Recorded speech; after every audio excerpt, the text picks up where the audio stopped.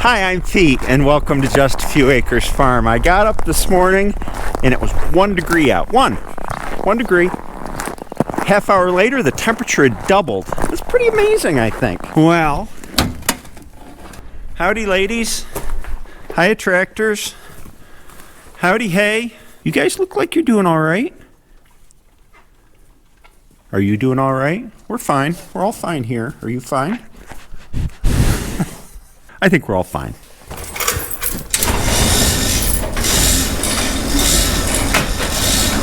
Oh, I can hear him yelling already.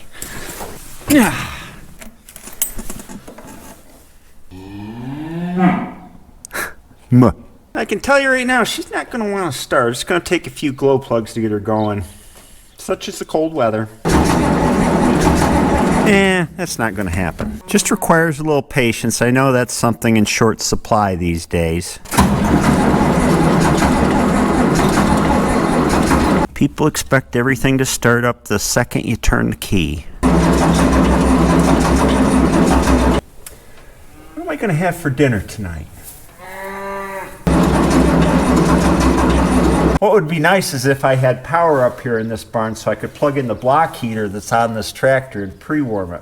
I guess that's something for the future. I think she's starting to want to start.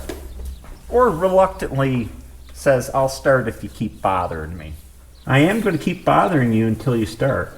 I have a lot of patience. All right.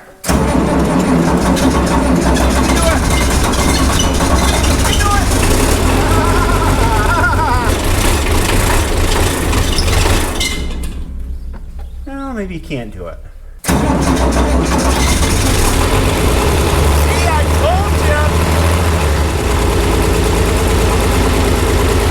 One thing that folks that are just concerned with efficiency maybe don't understand is that when you have old equipment like this, it's kind of like a character. In other words, if I just turned the key and it fired right off, it's not very interesting.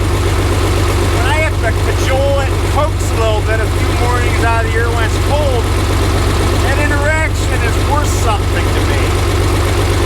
You probably think I'm loopy, but that's the way I see things. Straightened out. Alright, here we go.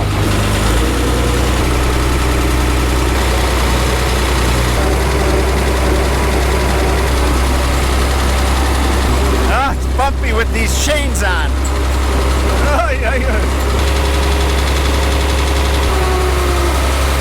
Hillary says she didn't want to start today either.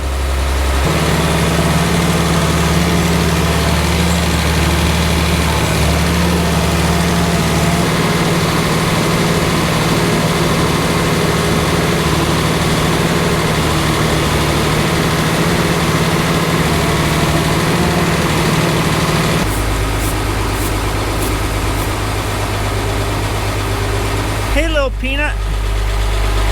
What are you doing?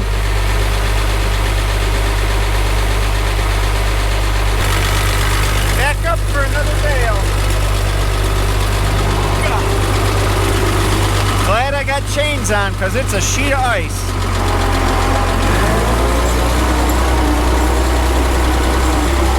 Sure is pretty out here though.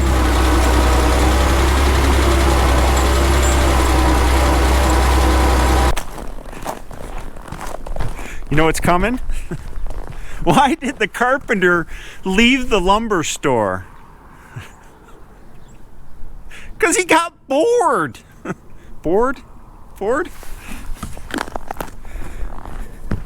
It's cold. You got to give me a break because it's cold.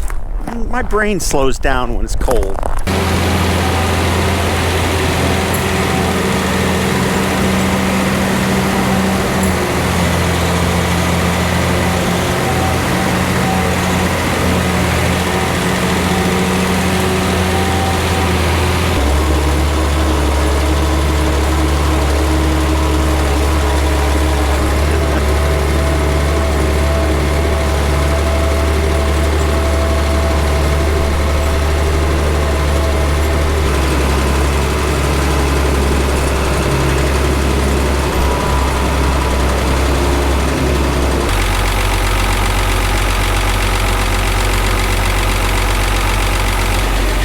eat that. Don't eat that. There we go. Eat some hay.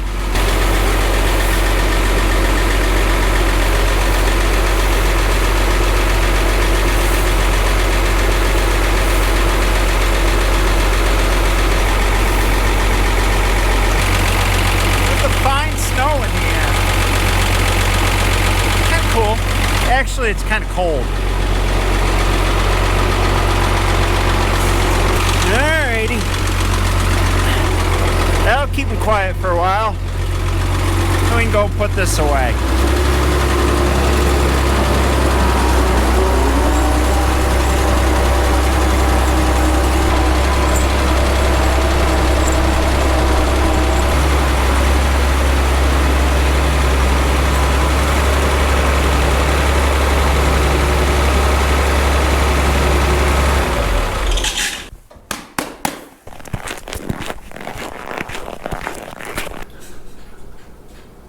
You know, Hill, today's Valentine's Day. I heard. You heard? I don't think you have to do anything. You can get me one of those candy hearts with all the stale chocolate in it. I used to do that. You never ate them. No, they were just, And I would say, Hillary, you don't like that chocolate? And she would say, no, it's okay. I'm just not hungry for it. I just ate the caramel ones, I think. The rest of them were like... Whitman samplers. I like the ones with the green filling in them.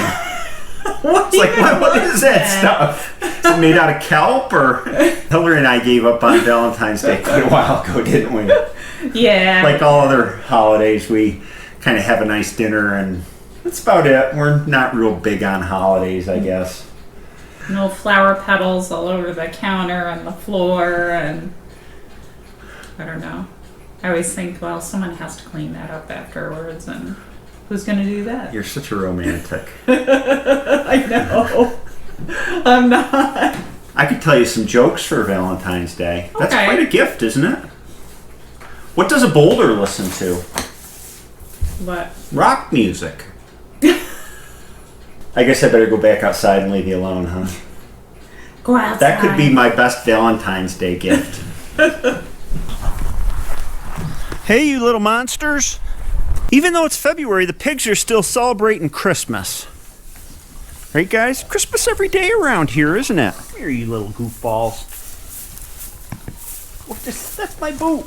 You can't eat my boot. I'll have a hole in it. Then I'll have wet feet. You guys got to mess with the camera. That's the perpetrator right there. It's the camera messer. You're chewing on the camera, too. You guys, you're not shy, are you? No. Come and chew on me, chew on the camera. You'd think you weren't getting enough to eat. Stop. You guys sure are good-looking pigs, you know? I think about the best I've ever grown. I'm proud of you. I am. I'm proud of you guys.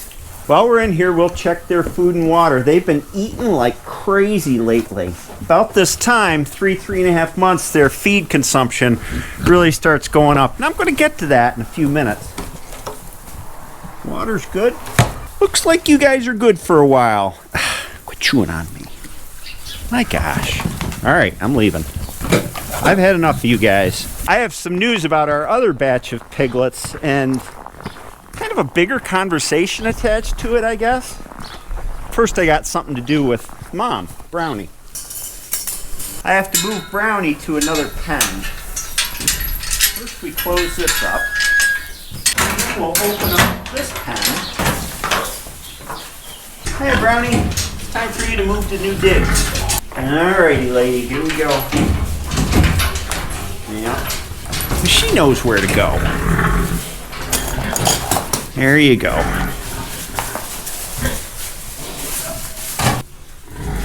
Hi, Mom. I think she's happy to be in here, aren't you? You're wagging your tail. Yeah, you smell your piglets. I'm sorry about that. After much consideration, we sold Brownie's piglets to another farm yesterday. And they came and picked them up. So for our winter batch of piglets this year, we're only growing out the 8 that were Red's litter. And this is substantially different than we've done with previous batches. Usually we grow out around 14, 16 pigs per batch, and we do that twice a year for a total of 30-something pigs per year. But the pork business of any other, I think, is one of the toughest to be in. That's no good when that happens. He just got pushed in there. Ugh. Jeez. These cows get pushy by the feeder. Especially Patty. She's probably the cause of the whole thing. Not very many will mess with Coco here, though. She's pretty close to the top of the pecking order. It sure does stink to get wet on a day like this, though. In a video last summer, I mentioned that we were shifting the focus of what we grow on the farm more toward beef. It had taken us 9 years now to grow out our beef operation to the point where we were making a substantial income out of beef, and consequently we're scaling back our pork and poultry operations because they're more labor intensive than beef for us, and also because pork is really a tough business to make a profit in with any sort of reliability, and here's why. The first is, for the most part, pork is heavily grain dependent. We put about $160 per pig in grain costs, and there are folks that are experimenting with ways to save on those grain costs through fodder systems. I have a friend farmer who's testing out using fodder, and also just different methods of combining their feed with hay or haylage to bring down those feed costs, especially these days when feed has gone up for us about 40% in the last year. Just gonna check the heifer's water here. Hi, ladies. Looks good to me.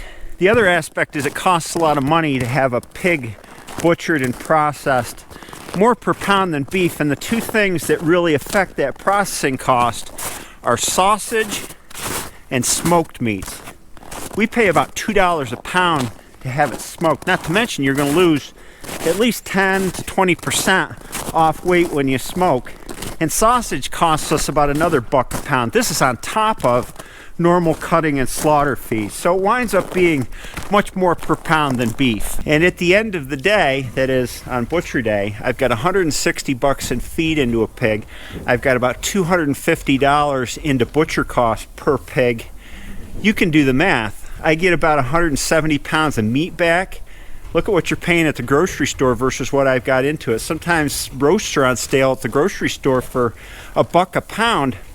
I'm paying the butcher more than that. So we wind up having to charge a lot more for pork than you see at the grocery store. You know, our prices are averaging $6, $7, $8 a pound for pork, where the grocery stores are at $1, $2, $3.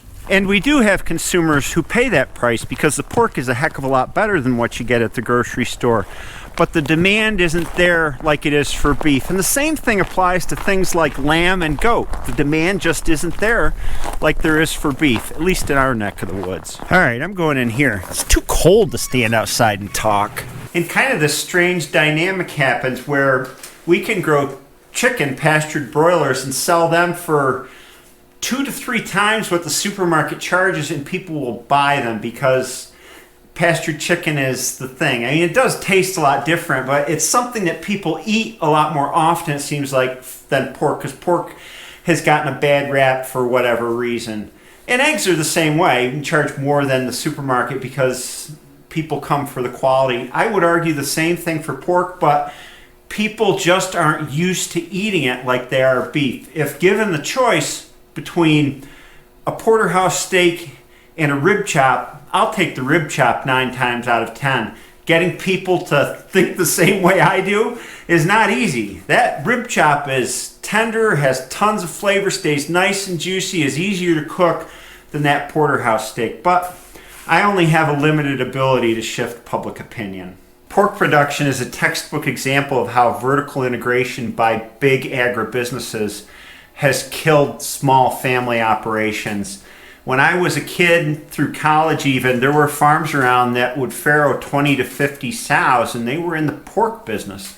They all got driven out of business when companies vertically integrated the growth of the piglets, the growing out of the pigs, the slaughter of the pigs, the cutting up of the pigs, all under one umbrella, minimized all of their feed and butcher costs by combining it in under one roof.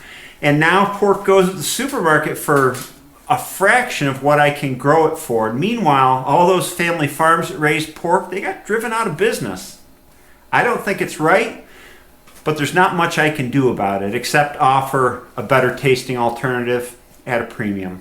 So the result of all this is when we were sending those 14 to 16 pig batches to the butcher, we were racking up about a $4,000 butcher bill.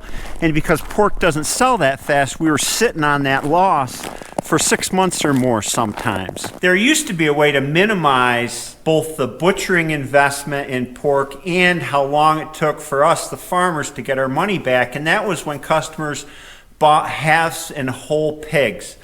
When you're doing halves and whole pigs, you can send them to a different sort of processor called a custom exempt processor that doesn't have so many USDA requirements for inspection, has cheaper processing fees. The catch is that the customer takes ownership of the animal at the butcher, and then the butcher is butchering that animal for that person instead of for me. So it takes the government more out of the equation. It's complicated. I'm not going to go too far into it in this video. But anyway, we used to do that business, and you would get your money back on, the butcher day of the pig. The customer would pay you. They could go pick up their pork at the butcher. And what happened is, I think this is still a thing out in the country more, people buying halves and wholes of beef and pork, quarter beefs. Here, customers expect, with our more urban client base, that you're going to do all the work for them. And it really took the benefit out of the equation. So if when COVID hit, we were selling a lot of halves and whole pigs.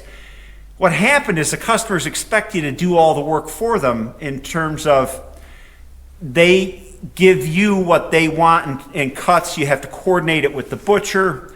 You take the pig to the butcher. You got to go pick up the cuts from the butcher. You come back, you put them in your freezer. You got to check all the cuts to make sure that the butcher hasn't screwed up and the client's getting what they want. And it wound up being just a massive headache for less money. So it doesn't work anymore. If people were willing to deal with the butcher like they used to directly and let me step away from it, it'd be a viable business to be in, but that doesn't seem to be what people want these days.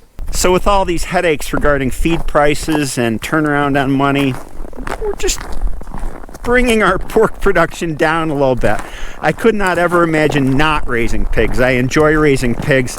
I love pork, so this is just part of the future of the farm. Cows are always thirsty on hay day. It's their hay day. Another implication of all this vertical integration of pork is that feeder pigs, which used to be plentiful out here in the country, you could buy 8-week-old piglets and grow them out, like the ones we sold to another farmer, used to be plentiful, and they're not anymore because those farmers that raise the sows, they're not doing it anymore. And when COVID hit, there was a sudden demand for feeder piglets and very few to be found. That's still the case here. The other thing, and this is important for all you out there that are aspiring farmers, is you got to know your market. So in our case, beef and chicken and eggs are what really sell. Our market's kind of soft on pork, and I get comments all the time. You should grow this, you should grow that. Lamb, goat, rabbits. There's not much of a market for those here now, and there's a few farmers that grow them, but it's kind of a niche thing. You got to know your markets before you start your farm, so you know what you can sell before you grow it. We've learned that with pork. There is demand, but it's not such that we could turn our farm entirely over to pork and have that be our only product. Variety's nice.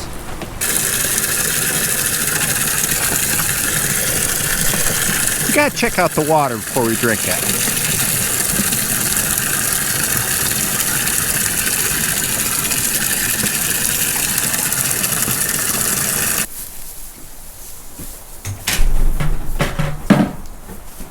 I guess that's my Small Farm 101 class lesson for today. You got to know your market before you grow anything, and the market's always changing, so you kind of got to keep your ear to the ground and adjust your business plan on the fly. I hope you enjoyed this video. I sure do hope it warms up soon. I'll see you next time.